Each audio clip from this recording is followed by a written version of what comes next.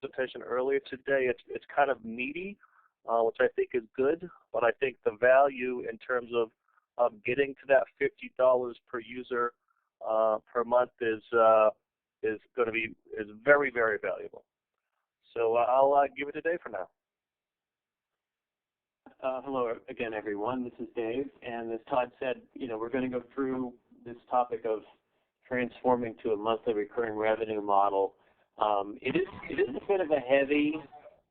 I think it's important that we are recording the session because we do have a lot to go through. So if we do end up battling the clock a little bit and something isn't as clear as it otherwise might be, then you can always go review the recorded session, and then of course we'll be posting the slide deck as well as the video online, and we will also be initiating a thread as a new topic in the Business Track discussion forum on the CSP program site.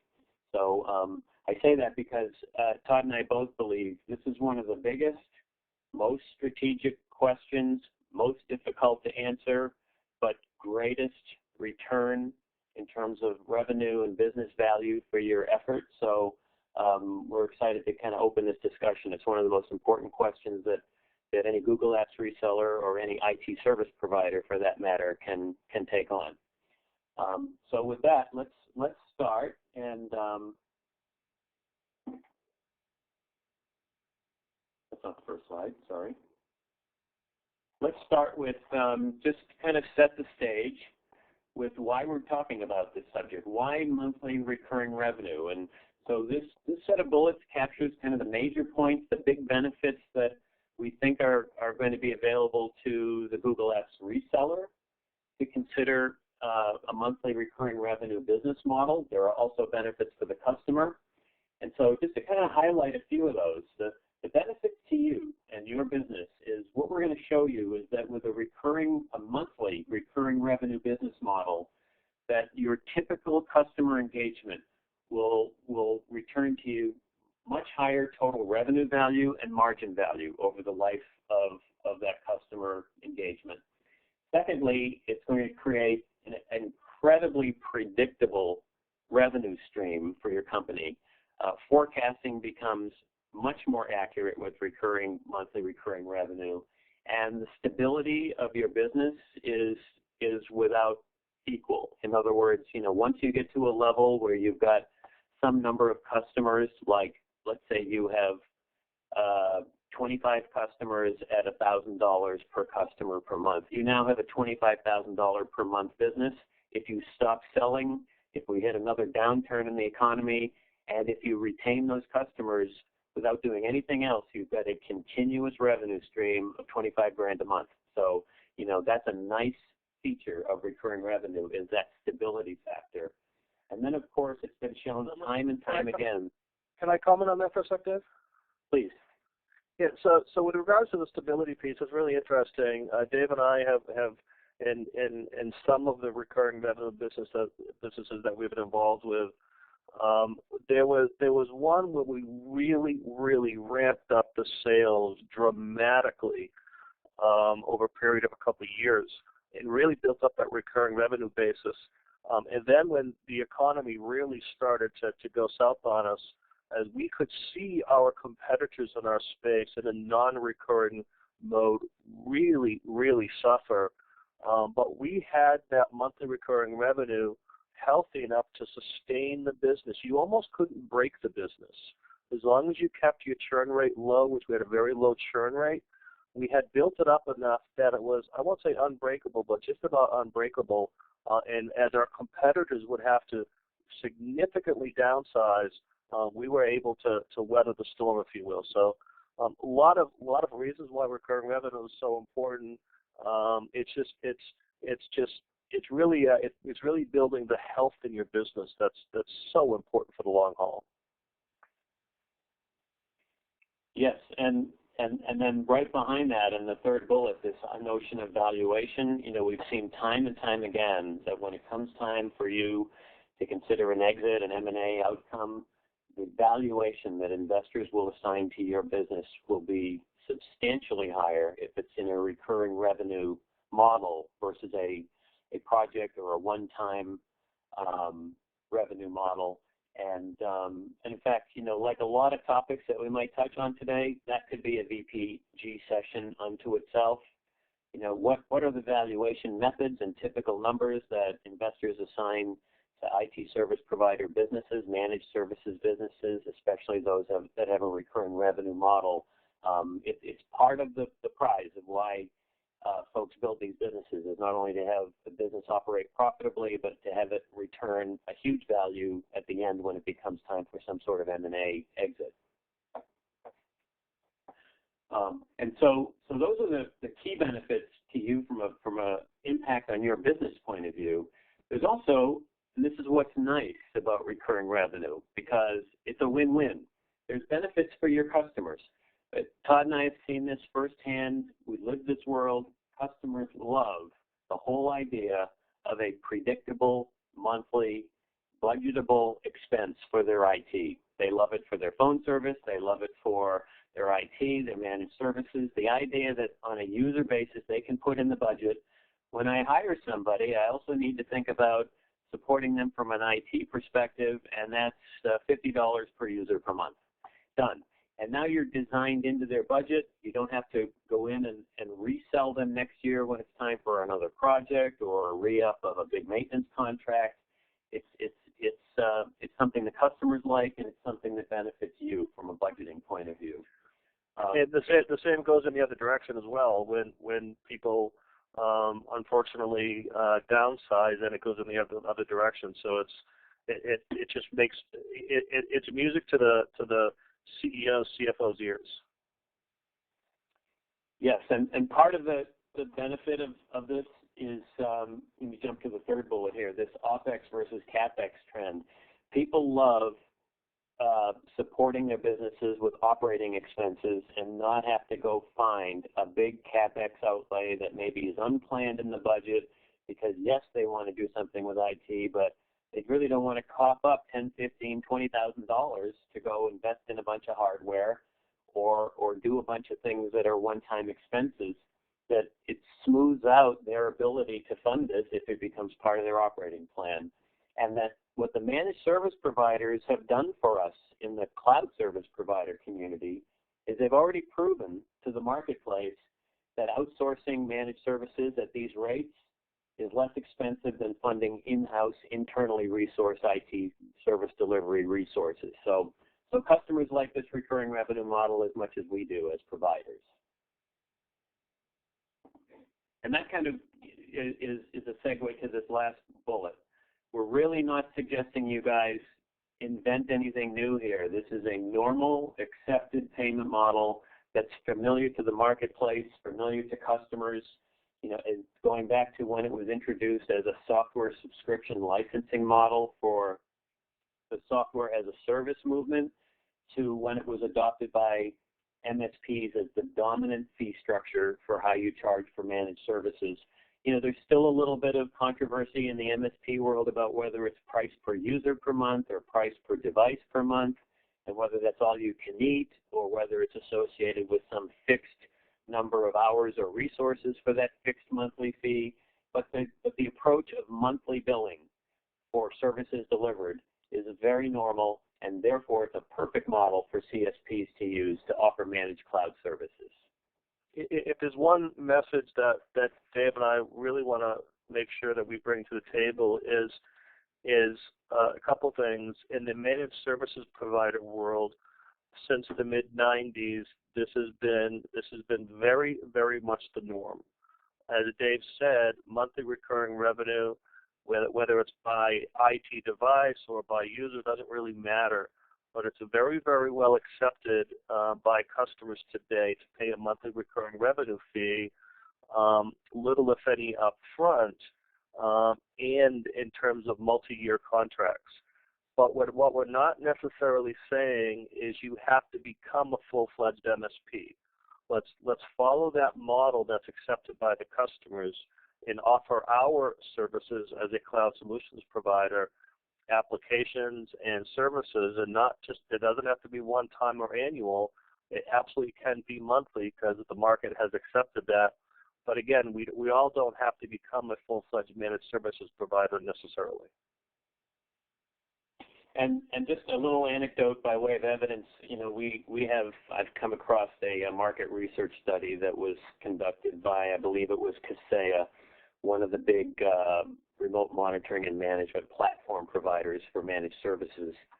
And they did a worldwide study of a pretty significant population of MSPs, in the hundreds of up and running and successful MSPs, just to understand their price points. And the averages for remotely monitoring and managing a desktop is $50 per desktop or per user per month. And that's literally monitoring a PC, occasionally if it needs to be reconfigured, needs firewall, parameters changed, or heaven forbid, they have to swap out a machine. They're getting $50 a month for that. And to do that for servers, a little more difficult, patch management, resource utilization, administrating, how access rights, et cetera. But they're getting $200 a month for every server. So, it's a normal model. The dollars are significant, and yet from a customer perspective, it's lower cost than them doing it themselves. And so as we move into cloud services, it's a great opportunity to pick that ball up and do it better and more efficiently with cloud versus premise technology.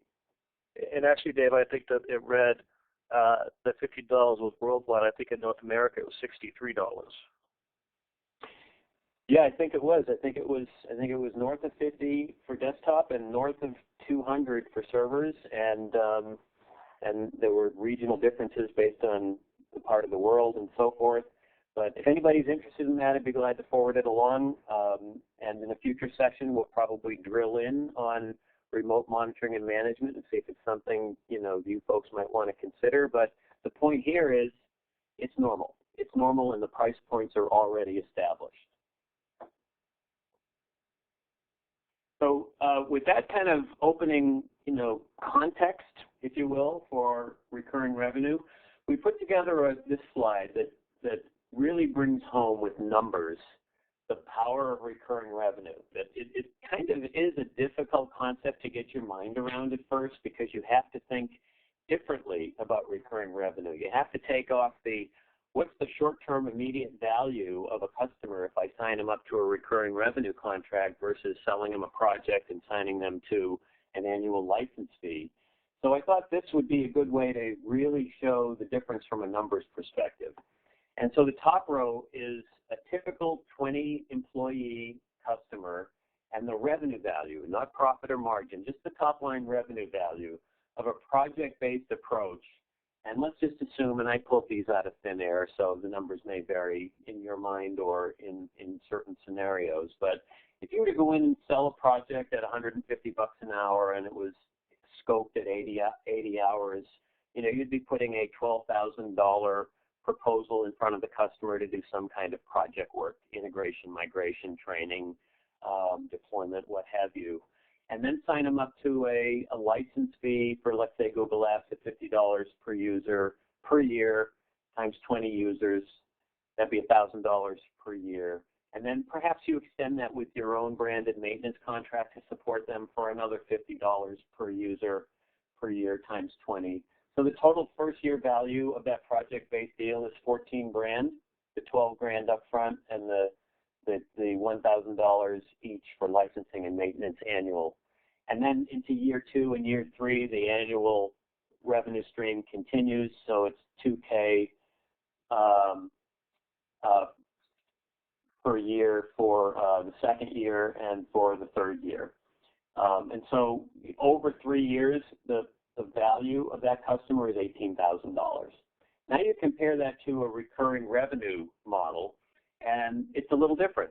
What's typical and customary is not a big fat upfront fee, but a very affordable, which makes the deal very saleable to the customer, a low cost of entry, if you will.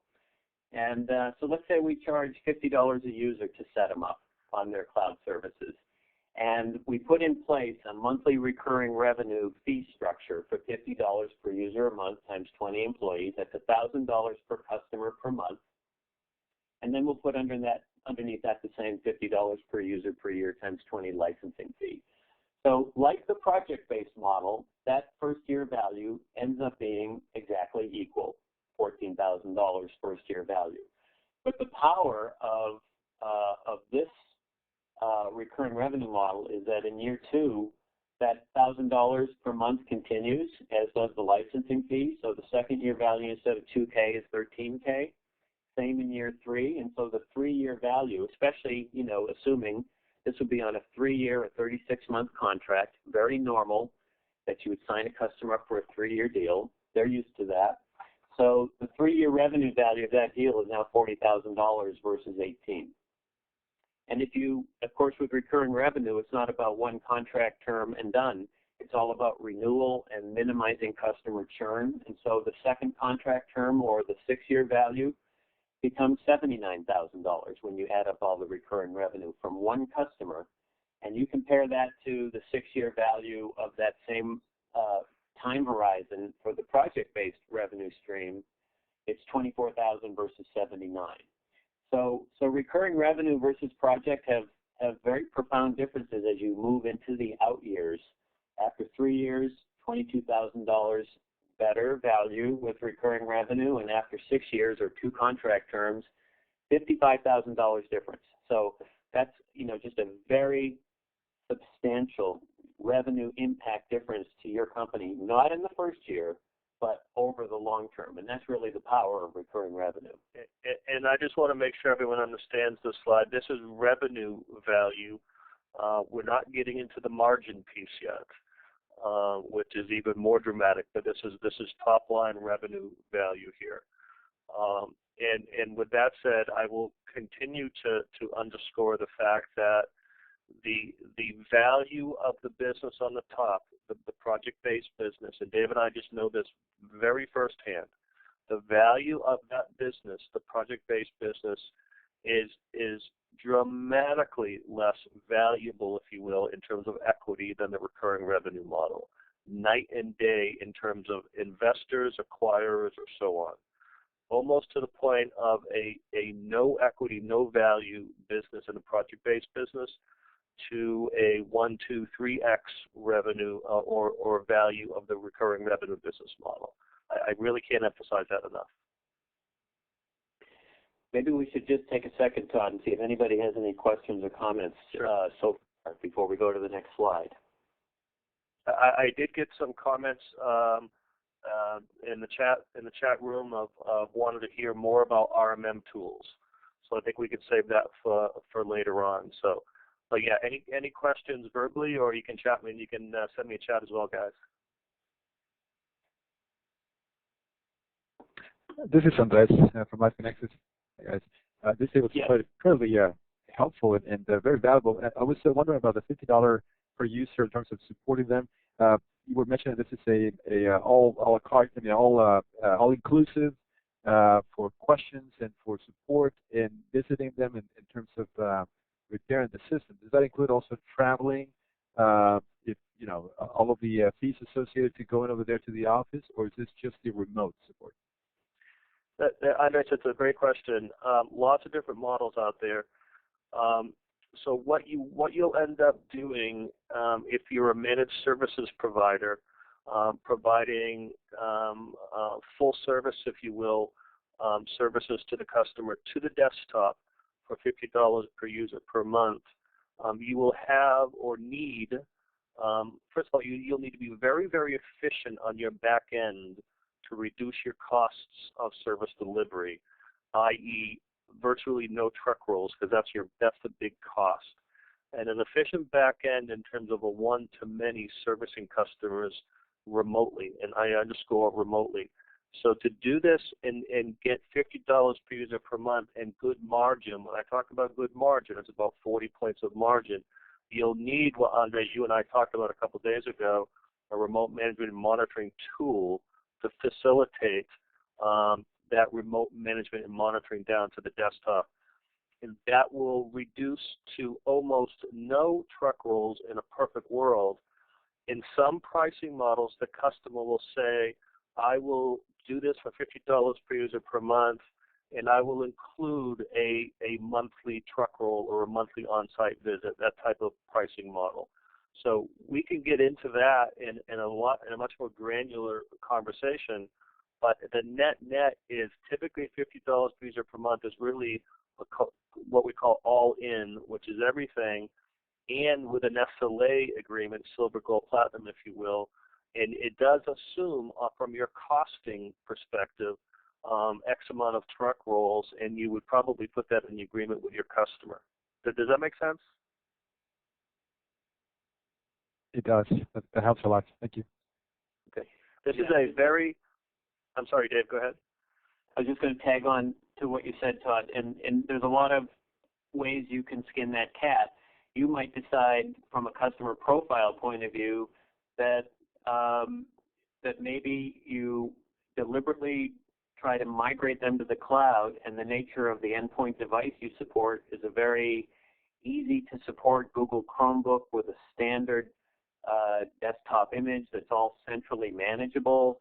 And with project fees, you migrate that customer, and you don't entertain I'm going to take care of their premise-based servers and their heavy desktops, and their mishmash of, Windows, XP 7 and Mac OSs, etc. Or you might find that you do take that on. The RMM tools fundamentally make that a remotely manageable environment. That 90+% of the support task is done by the RMM tool, relieving you from doing the on-site. So the on-site is a very rare exception to the remote management rule, if there's a hardware failure or something of that nature. So you can decide what you want to take on, premise or not, and then when you set up your fees and define your service description, it might be that there's a price for an easy-to-take-care-of Chromebook, a heavier price for a fat desktop, or you might find that you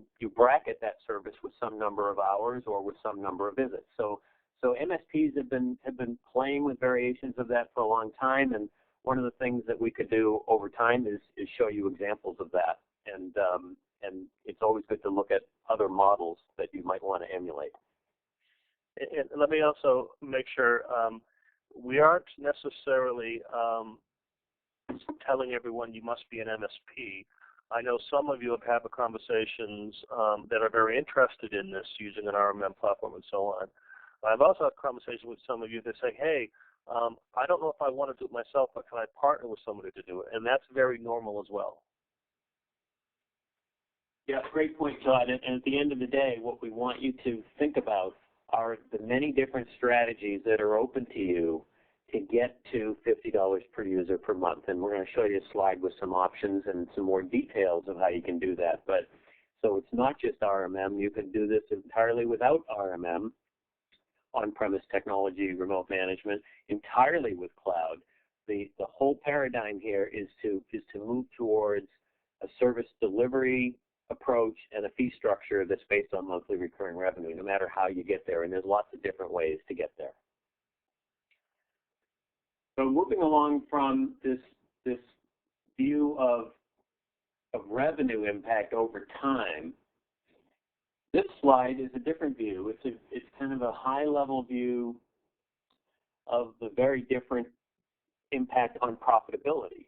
Because, of course, when you're selling lots of licenses in volume at $50 per user per year at a 20% margin level, then what that's going to mean in terms of gross margin return over time, and the x-axis here is going, from 0 to 5,000 users, and so this is the margin dollars based on the 20% level, versus the blue line, which represents a high-value business where they've transformed to $50 per user per month at a very typical and achievable 40% gross margin level. And so you can see that 5,000 users, doesn't get you even to $100,000 of gross margin over time, where you score well above $1 million with a $50 per user per month business at 40 points of gross margin. So there's just a very powerful difference, not only in terms of revenue, but also in terms of profitability by considering this approach. So Dave and I are just finishing up a project. We have a kind of a hands-on project. We do quite a bit of those where we kind of physically hands-on help a VAR become an MSP or CSP, I should say. And we're just finishing one of those projects up. And it was really, really, really enlightening. They're about a 130-person VAR that is becoming a cloud solutions provider. It was unbelievably enlightening to them of how we can get them over time to the $50 per user per month. And it was even more enlightening to say they could enjoy 40% margin in that business, not because they want to necessarily, but because or they decided to because the market says that's possible, and we put together the right packaging, if you will, of their solutions in the solution suites to get into that model. They were really astounded going from a virtually a no recurring revenue VAR to a heck of a package that they're going to go out to this with their 30 salespeople to deliver cloud solutions at 40 points at $50 per user per month. It's very, very enlightening to them. So how do you get from $50 per user per year to $50 per user per month? What are the strategies to consider, and then underneath those strategies, what are the specific actions you can take to make that transformation? And so we have a little graphic that kind of makes the point. From a strategy point of view, the growth strategies open to you to build a recurring revenue business are kind of along these fundamental dimensions of moving from a model which we'll call a pure reseller approach of selling unmanaged licenses. And I doubt anybody on the line is considering that pure model unless you had wicked high volume. But let's say that's the baseline. What do you do to raise the bar on not just revenue but recurring revenue to add value to that? And so the dimensions are to start with basic support services, things like user support, fault and performance management, resource administration, perhaps vendor management services for your customer. These are things MSPs are doing every day as part of their own $50 per user per month service offering. And then the next step up would be to take that model of not just offering a license or an unmanaged hosted service, but we'll call it a managed service. And we can use the phrase managed cloud service. So every hosted cloud service that you license or resell or white label can become a managed cloud service by wrapping your own branded support set of basic services around that. Now you can do that for multiple cloud solutions. So you can just replicate that model as you bring in backup and disaster recovery, for example, or some business applications like CRM and ERP, perhaps considering the MSP platforms of remote monitoring and management. Many of them are now integrating into RMM mobile device management because it's very much in vogue to extend the RMM model to the mobile device world, and there's extra revenue in that and platform providers who support that, or even getting into the virtual storage and virtual CPU business of managing virtual resources as an extension of or replacement of their on-premise technology as you help them to migrate as their trusted advisor. So those all are potential revenue adders. And then on top of that, layering premium service offerings around what might be multiple cloud services that are managed with a well-defined set of support packages. Premium services, and here's a rich one, virtual CIO services is something a lot of MSPs provide. It's very much in demand by customers. It's a high need. I mean, what SMB has a CIO? Nobody. And yet they still need the counseling, the utilization and efficiency reporting on their IT, perhaps some budget control, lots of recommendations of how to assess and implement new technology in their business that can have business impact. Customers want this, they pay for this, and lots of service providers are offering it. In addition to that, we had one of our partners,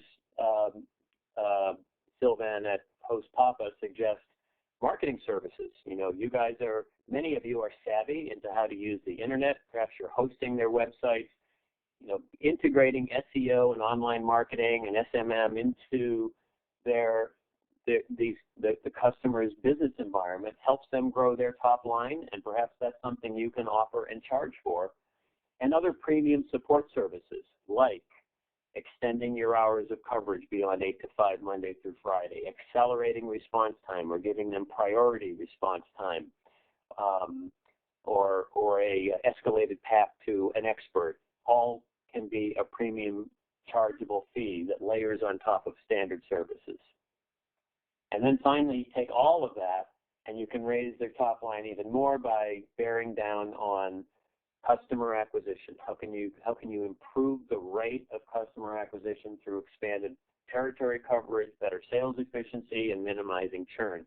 So these are all strategies that we're wanting to help you with in this program as you build this revenue curve to the steepest possible ramp you can.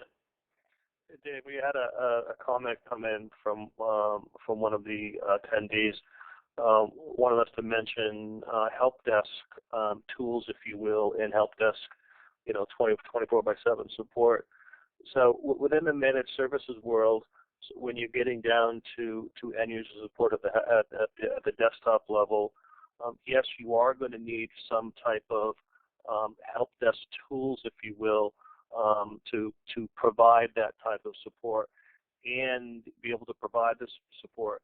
But again, you can either do that on your own with the many, many tools that are out there from many vendors that are very reasonably priced, but then you have to have the people and the staff to do it with the expertise. But again, that equally, as much as you could outsource maybe the remote management and monitoring to some other partner, it's very much in vogue that the end user help desk support, 9 to 5 or 7 by 24 can be outsourced as well. So that's really where we're seem to be going in this industry, is everyone really has their specialty, whether it be support or applications.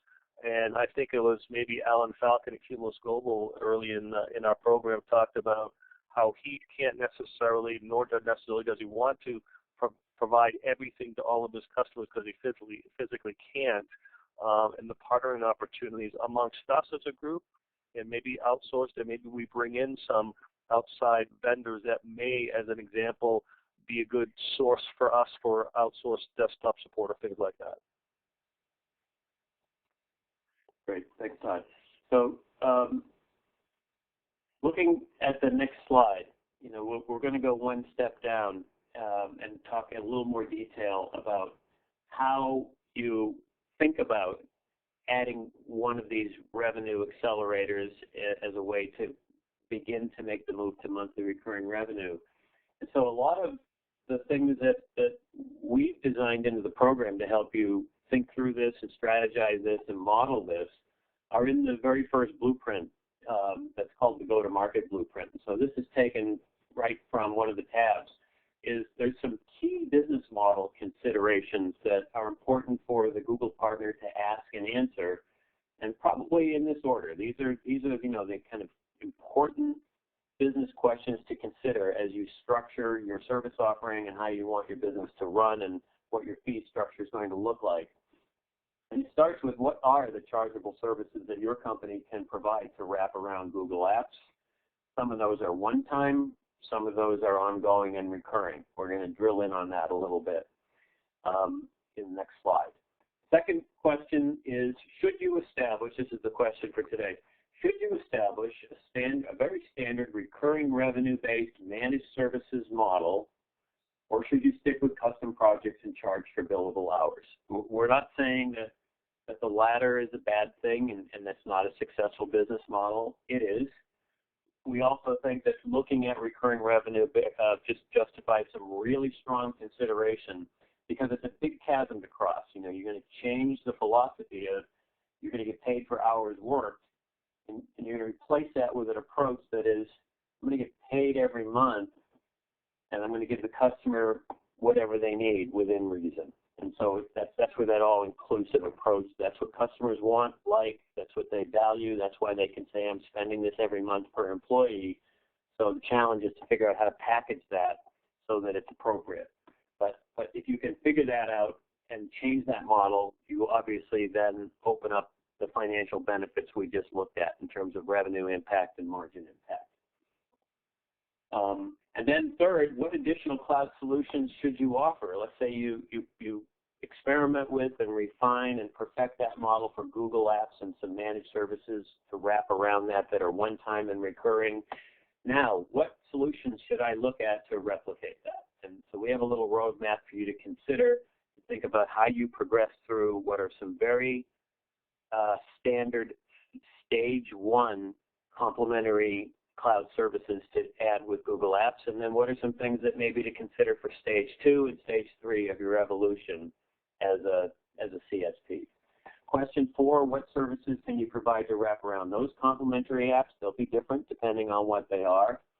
And then finally, this question we've just been dealing with a little bit, big question, is should you delve into the premise? Should you offer remote monitoring and management or premise device management? And if you do that, there's a big benefit to widening your market. You can walk into any customer environment and offer to be their trusted advisor to migrate them to the cloud on a pace that's right for their business, and you can holistically offer cloud-based and premise-based solutions, and you're now a best of both worlds provider, very differentiated. Not a lot of MSPs are savvy in the cloud, not a lot of cloud CSPs are savvy in the premise. So it would be a nice approach, but it's also a lot more work and a lot more to take on and a little bit riskier. So that's a big question, and we put that in as number 5. But these are the ones we think that are important for you to consider, and we try to help you and guide you through answering them with the templates that are in blueprint number 1. Dave, I got 2 comments here. I want to make sure that everyone just understands that the engine for all of this, or the base for all of this, always starts with Google Apps. Google Apps is in the car analogy that I'm probably shared with most of you. It is the 10-cylinder Ferrari engine. Google Apps and the suite of applications that Google is coming out with is fundamental to this whole model, to growing your to $50 per user per month and kind of climbing that scale. So I want to make sure everyone understands that is the fundamental basis for this business. And David and I firmly believe in that model of Google Apps being the 10-cylinder Ferrari engine.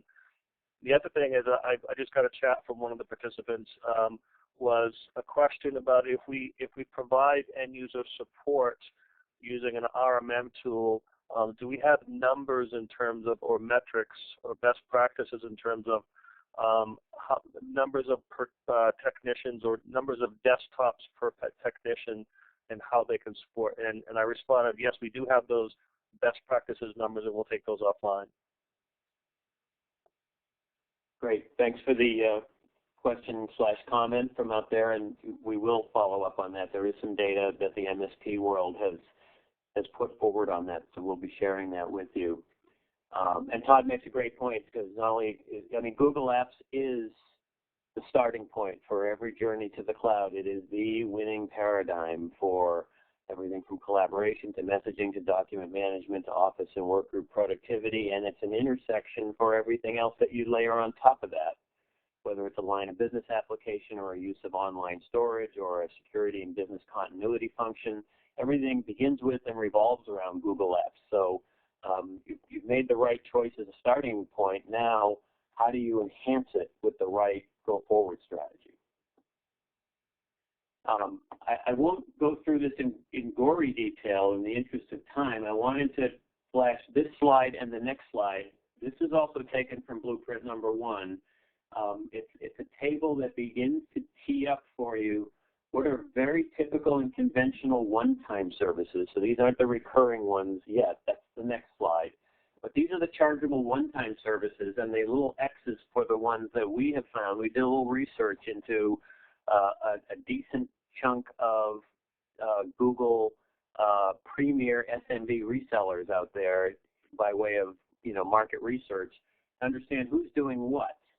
And what we found is that a lot of them have this assortment of installation, configuration, user and admin training services, application integration and development, and data migration services, kind of a set of chargeable one-time services to wrap around Google Apps and to continue that model with other complementary apps, both from inside the Google Marketplace and without.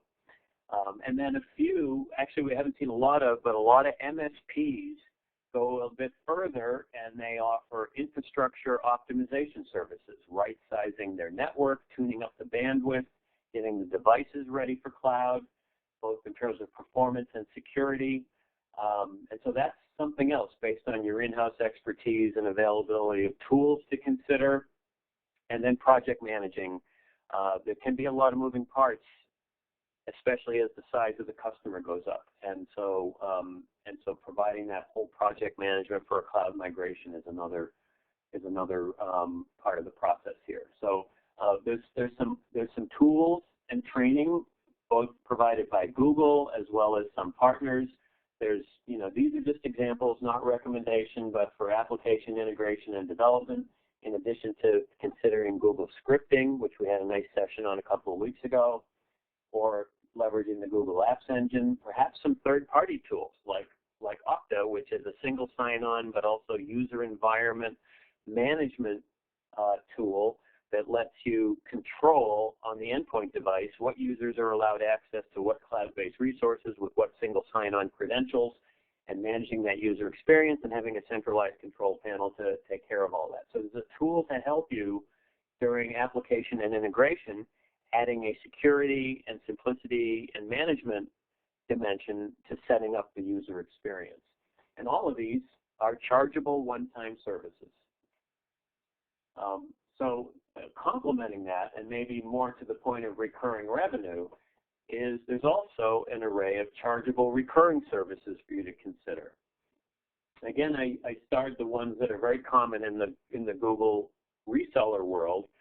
Fewer of these, because fewer of the Google Apps resellers have yet made the shift to monthly recurring revenue. So all of these other ones are typical MSP services that they're making hay with every day of the week.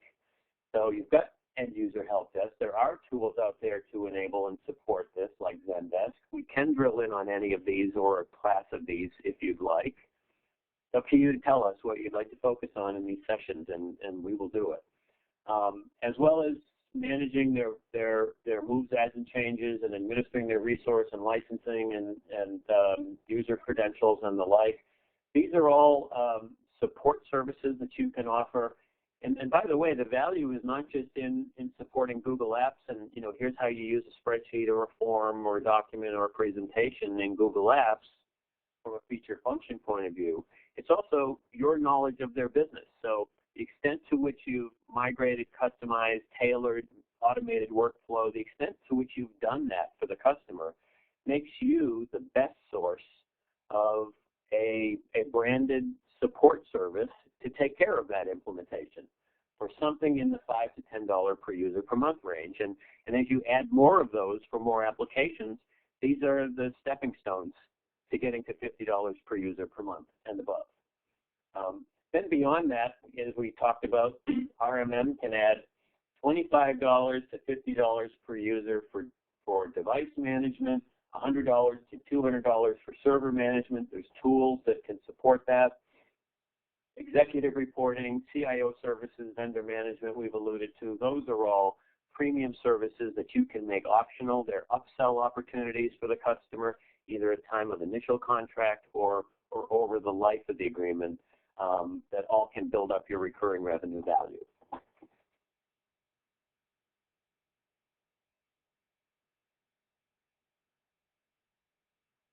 So I saved the most deadly slide for the last, and I really did want to flash this not to scare or intimidate anybody, but just to show you that there's a very important, useful modeling tool in blueprint number 1 that goes right to the heart of how you look at the value of recurring revenue, both and profitability over a typical 3-year, 36-month contract period. And so that's what this model does. And if I were to highlight a couple of points about this, what it's doing is it's taking year 1, year 2, and year 3 and applying some extremely simple, basic, fundamental assumptions. Like, let's say that if you recall the earlier table where we modeled a 20-employee customer at $1,000 upfront and $1,000 per month per customer, $50 per user times 20. What would that kind of a customer value look like if we added one deal a month over 36 months? And this is where you get to see the compounding effect of recurring revenue as you build customer base, and you get to see the impact of that higher margin business on gross margin played against what could be the cost of customer acquisition to drive those new customers into your business. And so what you see here is a green line that's showing the roll-up of gross revenue. You're getting to $90,000 of annual revenue after the first year based on acquiring 12 customers at $1,000 per month per customer. Each month goes by, you add another $1,000, but as we saw earlier, the first year value of that is not as exciting as the long-term value of that. So clearly, $1,000 per month recurring revenue on a 36-month contract is a total contract value of $36,000 just spread out. And hopefully goes on indefinitely as you renew the customer and reduce or minimize churn. So the one thing this model really shows us is that the chasm to cross in the first year with any recurring revenue transformation is that you have to forward invest in the cost of customer acquisition in order to get the revenue flywheel spinning. And so what it's showing to you is the gross margin dollars that are created by that revenue at that margin rate have to fund the cost of, let's say you hire a salesperson at $70,000. I'm pulling numbers out of thin air. You feed that salesperson with some number of leads at $50 a lead based on the lead volume you need, assuming a lead qualification rate of 1 in 3 is qualified and 1 in 3 of those qualified is closed.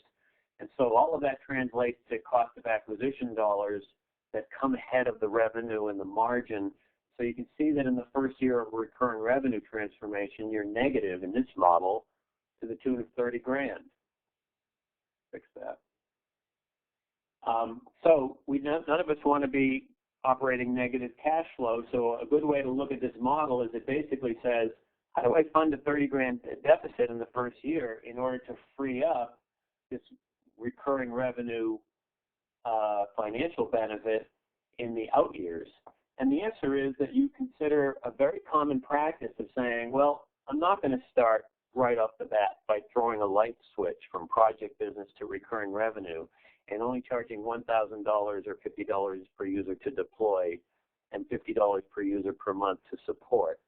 I'm actually going to do two things to bring in my revenue and reduce or eliminate this red line of negative profit in the first year. The two things I'm going to do is I'm going to, for a while, either continue some project business or increase the amount, what I'm charging for my upfront business. You notice that this $30,000 deficit in the first year that the model tells us is there can be recaptured if I take those 12 deals and I charge another $2,000 or $3,000 for deployment across those 12 deals.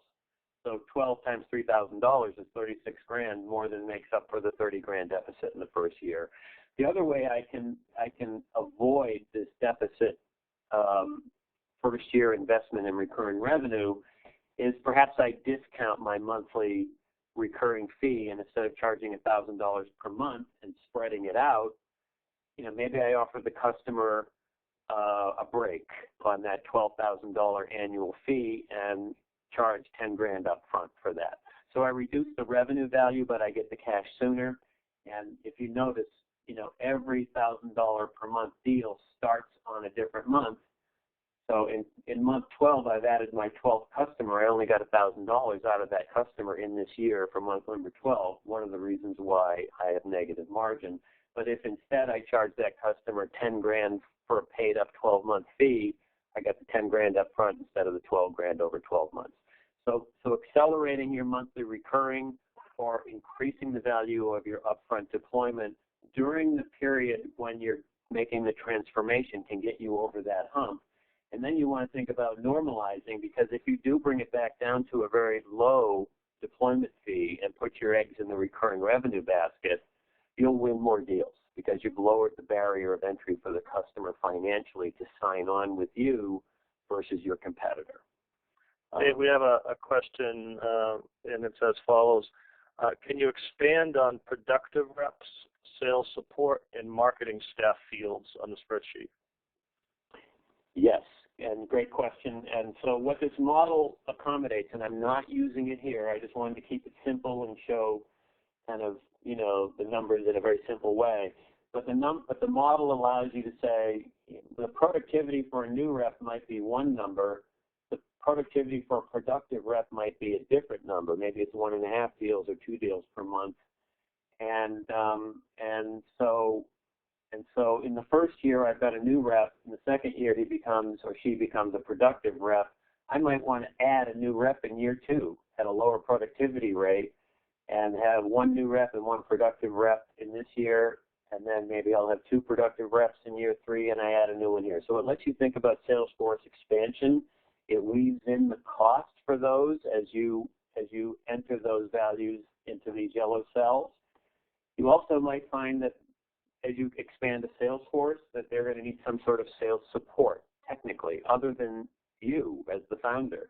So if you want to employ a technical sales support rep, or maybe budget half of a technical person's time, who's maybe the other half of their time is doing delivery to existing customers, then you can put that cost in there to accurately reflect your cost of acquisition and therefore margin impact. And the same thing is true of marketing staff. When you get to a certain point, it might be important to cover the cost of marketing staff to drive the to drive the lead volume that it will take to feed the reps based on the qualification and close rates that you put in up here. So the model I'm sorry, Dave. So this is a very, I guess I'll say, sophisticated modeling tool which models your revenue and margin, and to the point of new reps and productive reps and sales support. Those are all costs, if you will, and that's going to affect your margin based on the revenue that those assets, if you will, can bring in. So it's a very, for those who haven't run through this modeling tool before, it is exactly that, a modeling tool based on the yellows where you input your assumptions and costs, and then it calculates your revenue and margin over time for recurring revenue. So I see we're running up against the hour. We did just fit in everything. We knew it was going to be a heavy session and wanted to kind of orient you to the main themes, questions, ideas, strategies around a recurring revenue transformation. We'd love to get your input on how to go deeper. What should we do in future sessions? What in what you just heard in the last hour resonated that you'd like to have an expanded conversation in a future session? Or I'll be posting these things on the CSP website in the VPG discussion forum group under the business track, and I'll open up a topic thread there later today, and we can continue the discussion online. But before we close, does anybody have any other pressing questions or comments they'd like to share? I'm looking at the chat. I'm sorry, Andreas, go ahead, please. You've been very chatty today, let's say. Yes.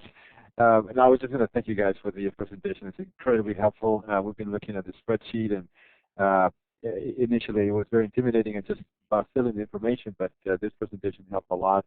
You guys have an awesome information posted in these slides, so a lot to digest, but very helpful presentation, so thank you very much.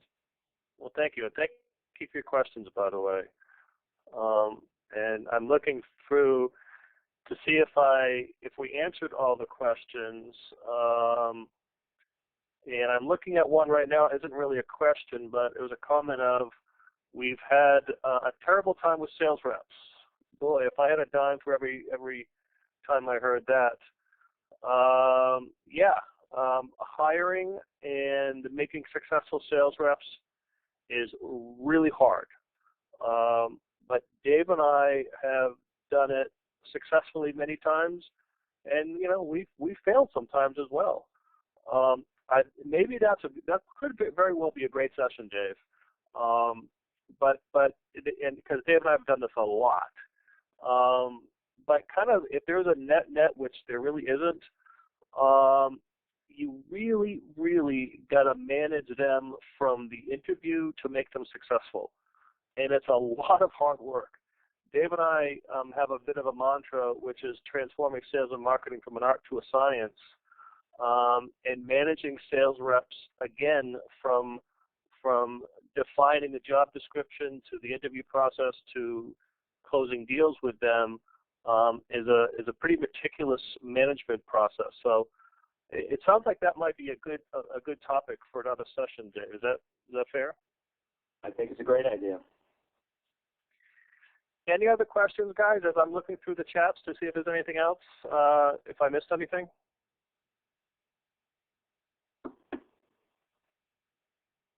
Okay. And I did remember to press the recording button, so that's good news. Unless there's anything else, Dave or anybody else, we'll let everyone go. Is that good? Yep, thank everybody for attending. Look forward to chatting with you in the forum if you have questions, and you can always email us directly to one of these email addresses. I also should have up here that info@MSP Excellence just automatically goes to Todd and I. So please share questions, ideas for future sessions. We're going to be publishing a schedule soon. It's not cast in concrete. We can always make changes based on the preferences of the group, but we thought it was important to give you a peek into what we have in mind for future topics in each of the 4 tracks going forward. So, again, thanks to everybody for attending, and we'll certainly talk to you next week in the next session. Thanks, everyone. Have a great day.